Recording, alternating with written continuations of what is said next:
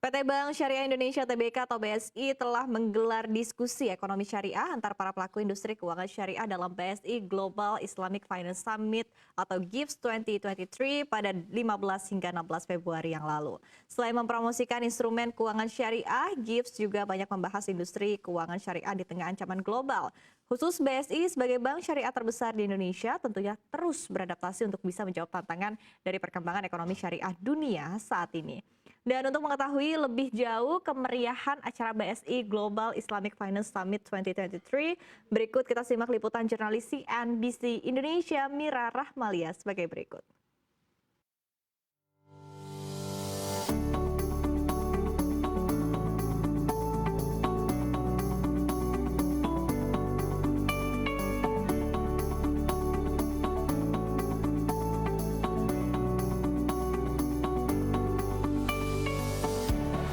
PT Bank Syariah Indonesia (TBK) menggelar BSI Global Islamic Finance Summit 2023 pada 15 hingga 16 Februari di Jakarta.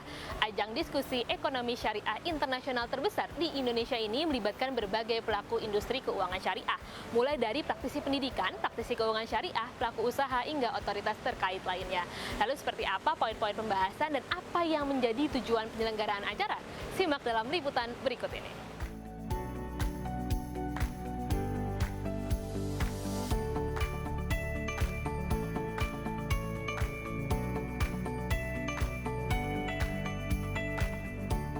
Indonesia memiliki mimpi besar menjadi epicentrum keuangan syariah dunia.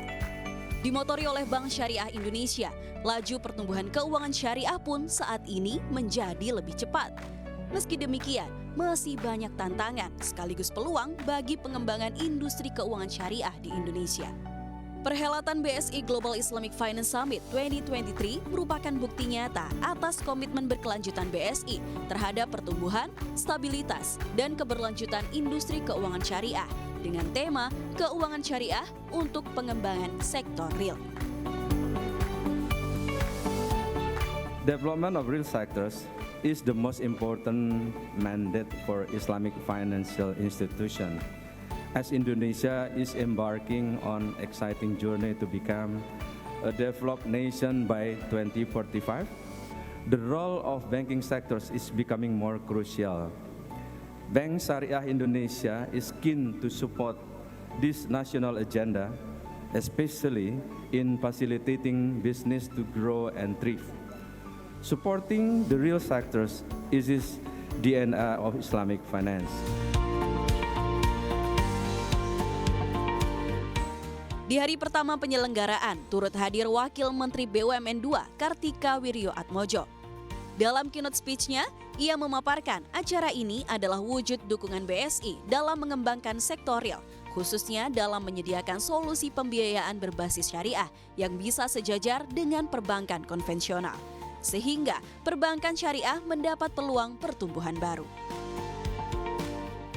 To realize its full potential of Islamic finance in supporting the development of the sector, we must continue to focus on developing innovative and competitive Islamic banking product, which is still complying with Islamic principles. This requires intensive cooperation between the Islamic finance industry, the National Sharia Council, and other stakeholders in Indonesia to observe global best practices and ensure that product meet customer needs and comply with the country's Sharia standards. Saya menyampaikan dalam bahasa Indonesia, pesan untuk sesi hari ini, Bapak Ibu sekalian, memang pada waktu pendirian Bank Syariah Indonesia, kita memastikan bahwa Bank Syariah Indonesia harus sustainable dan mampu menjangkau seluruh segmen. Tapi memang di masa-masa awal BSI, yang menjadi segmen andalan adalah di segmen consumer, retail. Nah berikutnya memang kita mendorong agar wholesale banking menjadi katalis ke depan dan termasuk untuk masuk kepada global players.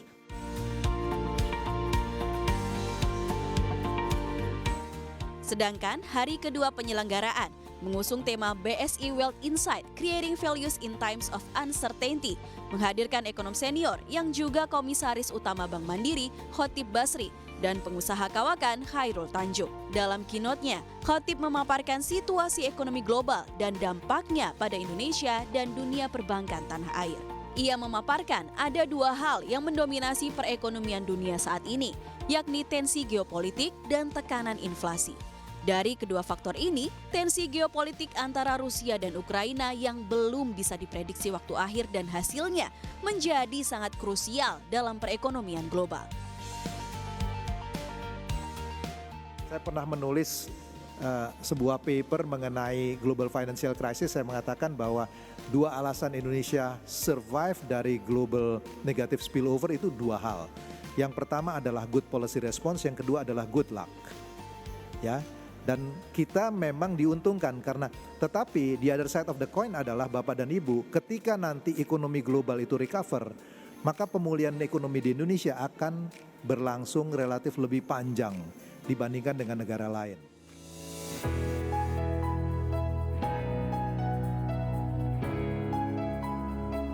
Direktur Utama BSI, Heri Gunardi, di hari kedua juga memaparkan kinerja impresif dari BSI, di mana perbankan syariah mampu mencatatkan kinerja lebih tinggi dari industri perbankan nasional. Kinerja BSI pada tahun 2022 ditutup dengan sangat baik. Aset mampu tumbuh 15,24% atau mencapai hampir 306 triliun rupiah. Laba bersih tumbuh 41% mencapai 4,26 triliun rupiah. Dari laba bersih, BSI mengeluarkan zakat 2,5% atau setara 161 miliar rupiah. Layanan prioritas dari Bank BSI juga memberikan pengalaman kepada nasabahnya. Selain menyediakan produk layanan pengelolaan keuangan, baik dalam simpanan maupun asuransi, BSI menyediakan konsultasi pajak dan hak waris berbasis syariah. Bisnis wealth management BSI tumbuh impresif di tahun 2022. Fund under management atau FUM-nya tumbuh sebesar 18,9%.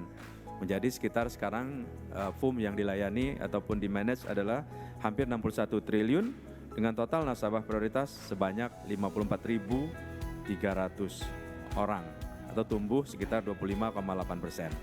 Pertumbuhan tersebut juga didukung dengan penambahan produk dan layanan bagi nasabah seperti layanan konsultan pajak. Ya, jadi nasabah priority itu dapat layanan konsultasi pajak gratis.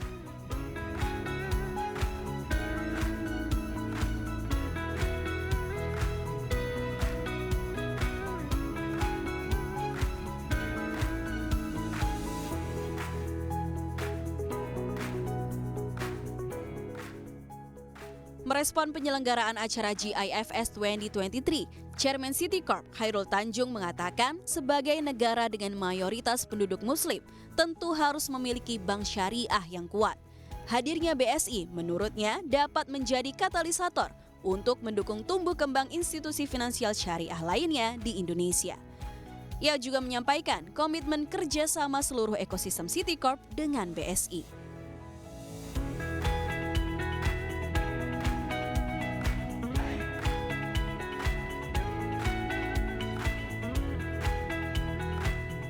Lebih lanjut, Chief Ekonomis BSI Banjaran Surya Indrastomo menjelaskan posisi instrumen investasi syariah adalah untuk memfilter aset-aset investasi non-halal yang memiliki resiko tinggi. Ia melihat peluang aset investasi syariah masih terbuka lebar, sehingga memang diperlukan peningkatan literasi keuangan syariah di masyarakat, utamanya bagi kaum milenial dan masyarakat non-muslim. Salah satu instrumen investasi syariah yang menjadi unggulan BSI adalah investasi emas. Dalam BSI Mobile pun sudah tersedia fitur emas, sehingga nasabah BSI bisa menabung emas secara digital. Bedanya praktek jual beli emas di konvensional dan syariah, di syariah by peraturan fatwa, setiap tabungan emas yang dibeli oleh nasabah kami itu harus ada bentuk fisiknya. Dan jaminan itu ada.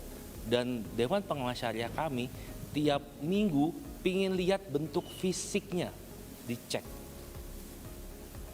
Nah, tadi memang akhirnya bedanya emas fisik sama emas digital lebih mudah, penyimpanannya lebih nyaman. Tapi yang paling penting bedanya emas digital yang konvensional dengan emas digital yang syariah. Kalau by definition, by fatwa dari DSN dan by business model, kami itu adalah mirip dengan pedagang besar. Jadi waktu teman-teman atau rekan-rekan atau customer klien-klien kami ini membeli emas digital kami melalui mungkin sekarang BSI Mobile ya, platform ada, itu tuh ada bentuk fisiknya, dan teman-teman kalau mau tarik bisa request. Harganya memang kami akhirnya yang membuat emas digital menarik adalah harganya lebih murah.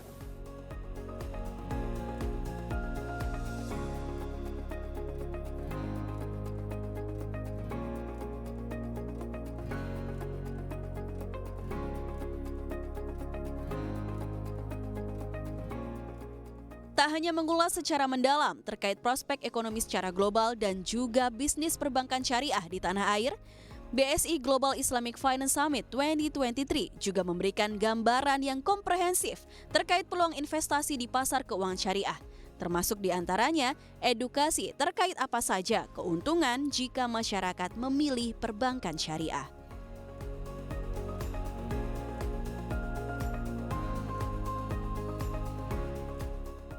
Global Islamic Finance Summit 2023 merupakan wujud komitmen kuat BSI untuk mendorong kemajuan ekonomi syariah di Indonesia. Hal ini sesuai dengan harapan pemerintah untuk menjadikan Indonesia sebagai epicentrum baru Global Islamic Finance. Tim Liputan CNBC Indonesia.